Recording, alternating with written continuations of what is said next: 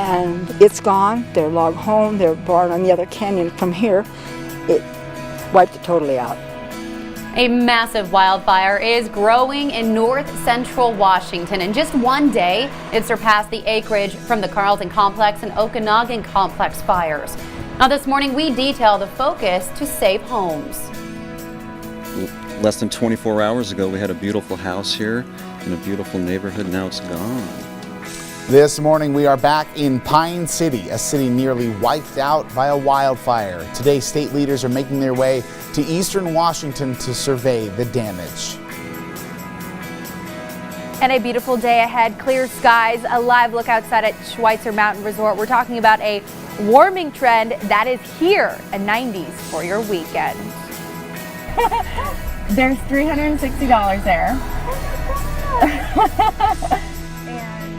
Now, we showed you this video earlier this week, and this morning we sit down with a woman dropping surprise tips across Spokane.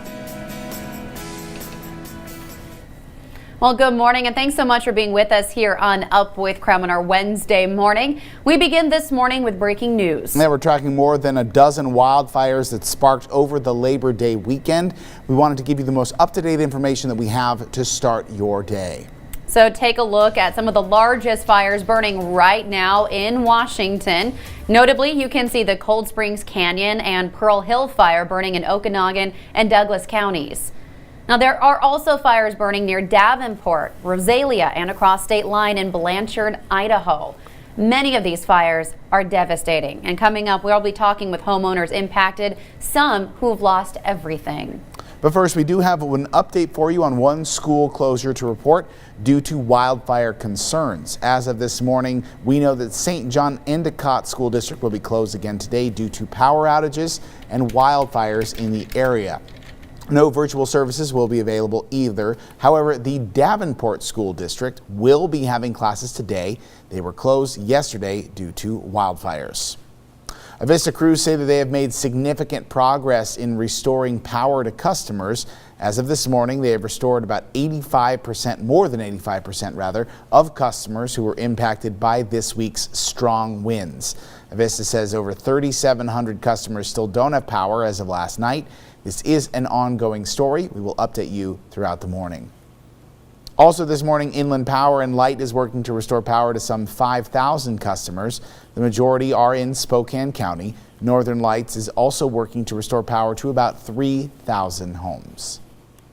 And this morning, we do want to take a look at our air quality across the state. Doesn't look great. The Spokane Regional Clean Air Agency lists Spokane right now in the moderate range, but some areas between Moses Lake and the Tri-Cities are unhealthy for sensitive groups. Areas in central Washington are also listed in the unhealthy range. Of course, this morning we want to check in with Dana Marie McNichol in the Outdoor Weather Center. Dana Marie, is Mother Nature going to help with this at all today? You know what? Actually, a little bit. Although the temperatures are in the 80s, the wind is pretty calm, so that's really good. Here's a satellite radar of what's going on over the last couple of hours. Really nothing. That's because today's going to be a really clear, beautiful, and sunny day. We're also taking a look at current temperatures right now. I'm chilly outside. 50 degrees in Spokane, but as you look at other areas, 36 degrees in Sandpoint this morning, 46 in Libby, Montana. I wore green today, which is not a good idea, so I'm going to stand on this side of the screen.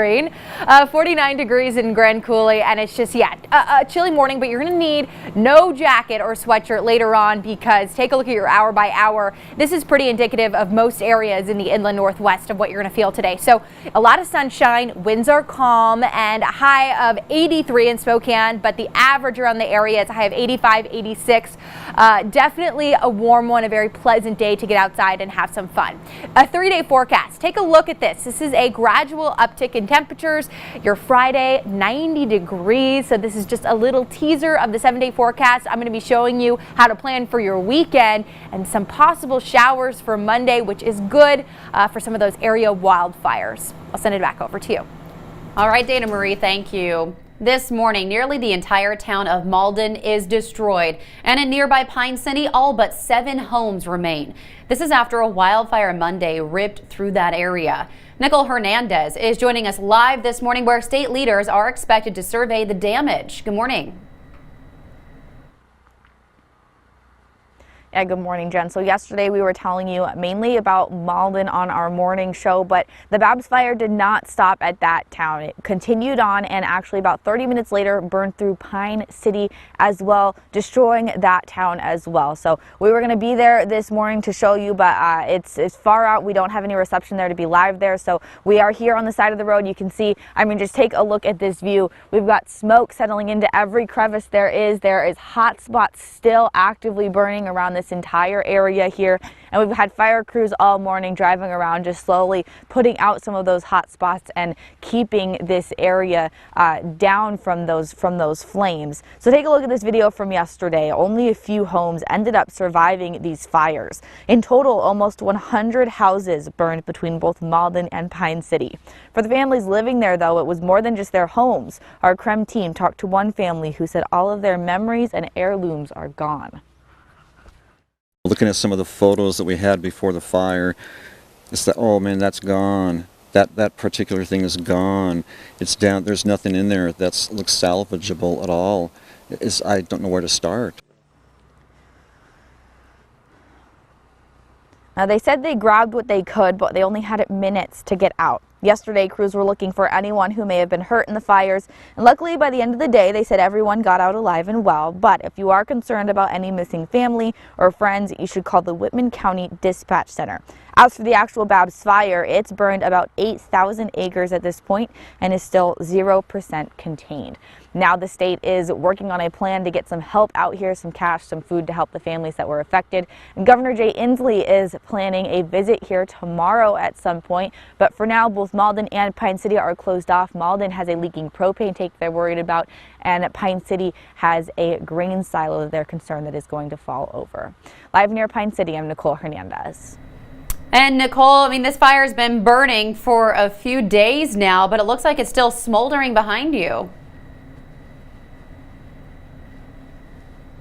Absolutely. There's hotspot after hotspot here down the road all the way to Pine City. Still a giant pile of grain smoldering in Pine City, causing a lot of this smoke. And I mean, just being in this area, especially over in Pine City, that smoke is just overwhelming. You can smell it. It's in your lungs. I can feel it in my eyes. I can feel it in my nose. It's kind of crazy. All right, Nicole, thank you so much. Of course, we're gathering new information about that fire this morning. We'll be checking back with Nicole in about 30 minutes or so with more on what is expected today and that visit from state leaders.